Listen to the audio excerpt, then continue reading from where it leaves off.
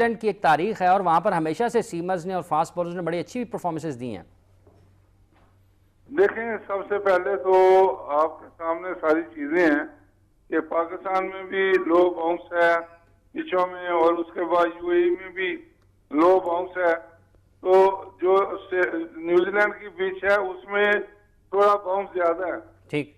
और हमारे बॉलर की जो पिच ऑफ द बॉल है वो जरा गुडलैंड से आगे करते हैं, क्योंकि लो बाउंस की पिचों में आगे गेंद करना पड़ता है। ठीक। वहाँ चूंकि बाउंस थोड़ा ज्यादा है तो वो उनके लिए अच्छी वॉली बन जाती है, और मीट ऑफ द बैट वो गेंद तेज आता है और तेज से शॉट लगती है। ठीक है।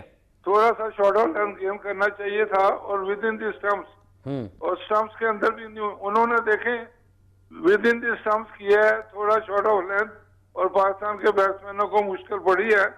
और ये आपको सामने नजर आ रहा था कि न्यूजीलैंड आपने जाना है तो पाकिस्तान में यूएई में जो पिछे डेड बनाई हुई थी, उसके बाद पाकिस्तान में जो पिछे लोग बाउंस हैं, कम से कम तेज पिचों में खिला के उनको भेजते।